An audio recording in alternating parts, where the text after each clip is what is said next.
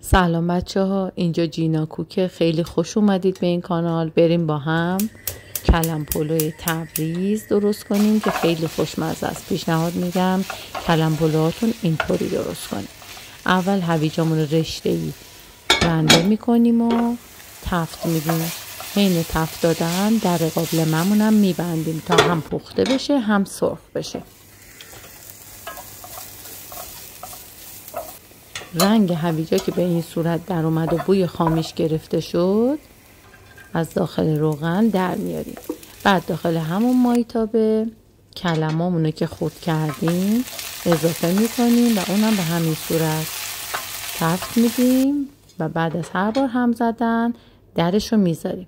اینجا بهش 2 یا 3 قاشق زعفران دم کرده غلیظ اضافه میکنیم و مخلوط میکنیم.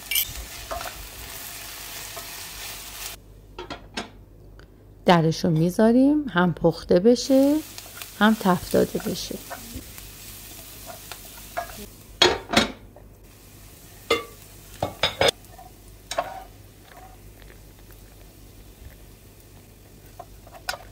اینا رو هم از داخل مایتابه خارج میکنیم و کنار میذاریم.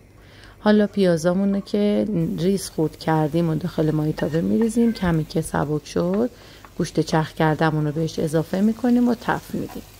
وقتی رنگ گوشتمون تغییر کرد سیر خرد شده رو بهش اضافه میکنیم و چند دقیقه دیگه تفت میدیم.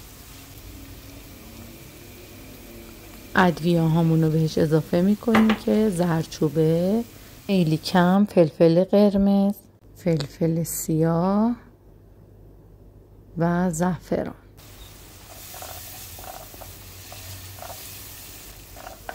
مخلوطش میکنیم کامل. یه مقدار نمک بهش اضافه میکنیم به اندازه لازم. و اینجا مواد ما آماده شده. حالا ربمون رو بهش اضافه میکنیم و ربمون هم تفت میدیم تا کاملا خوش رنگ بشه.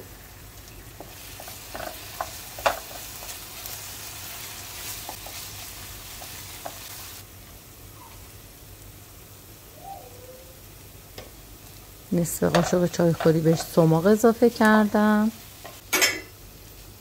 و مخلوطش کردم. حالا موادی که قبلا تفت دادیم و که همون هویج و کلم هست به این مواد اضافه میکنیم، مخلوط میکنیم. یک قاشق مرباخوری پودر گل محمدی هم اضافه میکنیم و مخلوط میکنیم.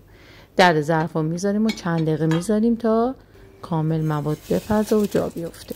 حالا میریم که برنجمون آماده کنیم. برنجمون رو داخل آب جوش میریزیم به همراه نمک و میذاریم تا بجوشه و آماده آب کشی بشه. اینجا برنج آماده است و میبرم که داخل آب کش بریزم. بعد داخل قابلمه‌ام روغن یه مقدار ریختم، یه مقدار زعفرون دم کرده و بعد تدیگ مورد نظر. حالا میتونید نون بندازین یا سیب زمینی که این مدلی باشه یا قالب بزنید. داخل ظرف میچینم و از برنجم و مواد آمادم لا به لا میریزم تا همه مواد من تموم بشه.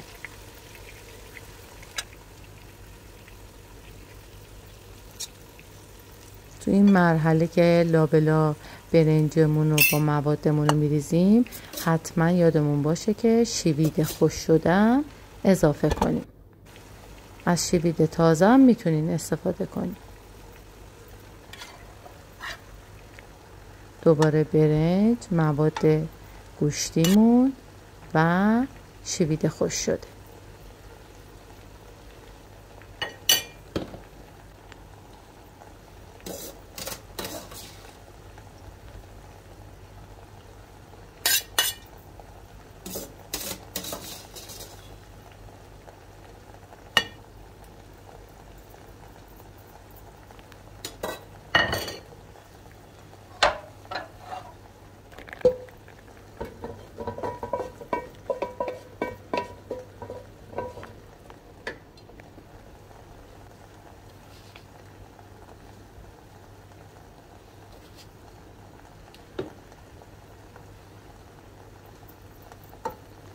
اگر خواستید از شوید تازه استفاده کنید، همون داخل برنج که آبکش کردیدم، در آخر که میخواین آبکش کنید یه حدود 1 دقیقه با شوید تازه بجوشه، بعد آبکش کنید.